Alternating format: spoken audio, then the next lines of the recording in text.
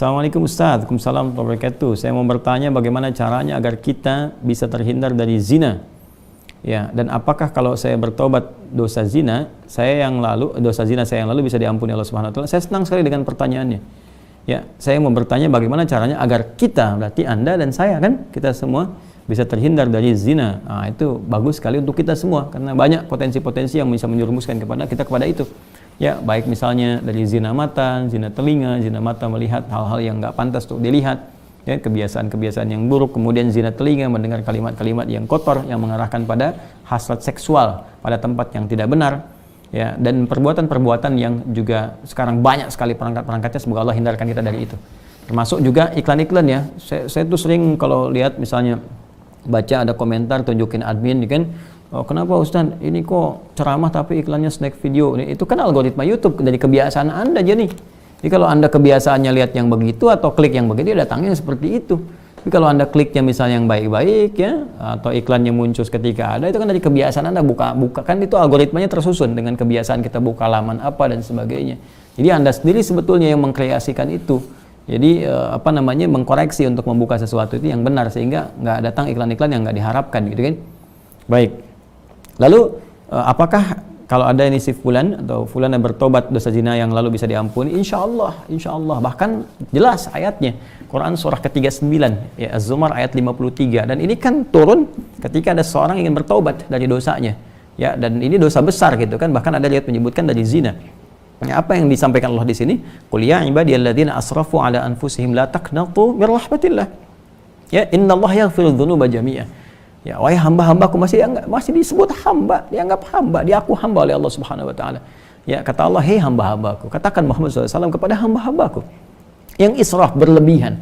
Jadi israf itu udah standar tertinggi dalam dosa. Ya, jadi ada khata, nanti ada afu pasangannya, ada dzambun, ada ghafir pasangannya.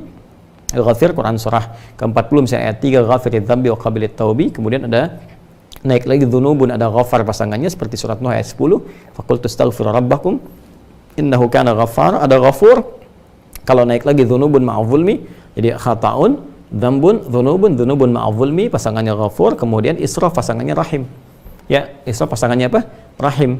Makanya disatukan di Al-Baqarah ayat 286 kan? Rabbana la tu'akhidna in nasina aw akhtana khata'. Rabbana wa la tahmil 'alaina isran kama hamaltahu 'alal ladzina min qablina. Itu dzambun dan dzunubun ma'zulmi. Rabbana wa la tuhammilna ma la taqata lana bihi, seperti israf.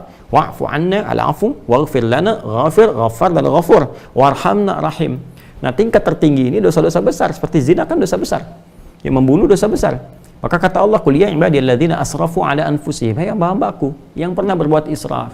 Mungkin ada sebagian yang pernah zina, pernah membunuh, dosa-dosa besar, ya, pernah korupsi, mau tobat dan sebagainya. Masya Allah, ya, alhamdulillah dia mau tobat, mau kembali karena mungkin doa orang tuanya, doa sekitarnya, kesadaran dirinya, kan? Kemudian la taqnatu min rahmatillah, jangan putus asa dari rahmat Allah Subhanahu wa taala. Innallaha yaghfiru dzunuba jami'a. Allah akan mengampuni dosa-dosa itu seluruhnya sepanjang kamu mau tobat. Sepanjang mau tobat. Makanya Allah itu sangat menyukai orang-orang yang tobat dan berusaha kemudian kita mendekat kepada Allah. Dan Allah pun berikan jalan sampai titik terakhir dia, sampai nyawa di kerongkongan. Kan yang paling viral itu kisah Firaun kan?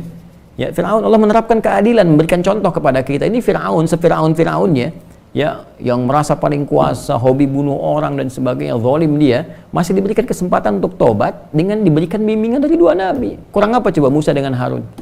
Ya, diutus untuk Firaun. Ya, idhaba ila fir'auna innahu tagha. Datanglah kepada Firaun, dakwahi dia dengan penuh kelembutan. Dia sudah mulai menyimpang. Jadi bukan masalah kekuasaannya yang salah. Kekuasaan silahkan berkuasa, nggak ada masalah gitu kan. Cuma ketika menyimpang dari kekuasaan, ingatkan kata Allah. Diingatkan itu karena sayang. Kalau nggak sayang dibiarin. Ya, oke, kalau ada ulama bisa mengingatkan, ustaz mengingatkan, kita yang keliru dan sebagainya, nggak usah marah. Kan?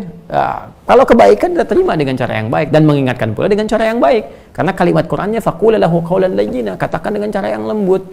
Ya, supaya dengan kelembutan itu la'allahu yatadzakkara aw yakhsha. Mungkin dengan kelembutan itu dia sadar. Ya, ingat kembali bahwa keliru, dia khawatir, dia takut dengan Allah Subhanahu wa taala. Jadi Firaun pun dapat diberikan petunjuk oleh Allah dengan dua nabi, bayangkan, cuman dianya yang enggak mau. Ya, begitu nyawa ke kerongkongan baru munculkan daya tawar gitu. Itu yang jadi persoalan. Ya, jadi semua punya kesempatan untuk kembali. Makanya saya sering katakan Allah sangat mencintai para pelaku maksiat yang gemar bertobat dibandingkan orang soleh yang tidak pernah merasa salah.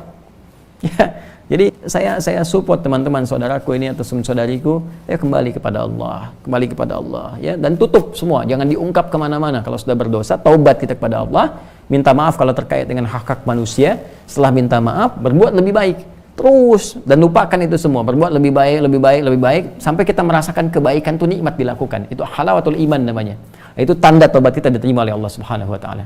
Tanda taubat itu kan ketika kita menyesali, mengakui, menyesali, kemudian ada rasa nggak enak untuk mengerjakan lagi atau bahkan mendengar, ya ini saya nggak mau dengar acara-acara gini, sudah nggak suka dan sebagainya. Terus berganti jadi kebaikan, nonton yang bagus-bagus, bacaan yang baik, enak sholat dan sebagainya. Itu tanda taubat kita diterima oleh Allah Subhanahu wa taala. Ya, jadi di sini saya kira semua punya kesempatan yang sama untuk menjadi baik, untuk dimuliakan oleh Allah Subhanahu wa taala, dan tidak sungkan kita mendoakan setiap orang termasuk diri kita sendiri, ya, untuk selalu berusaha, ya, konsisten pada nilai-nilai kebaikan.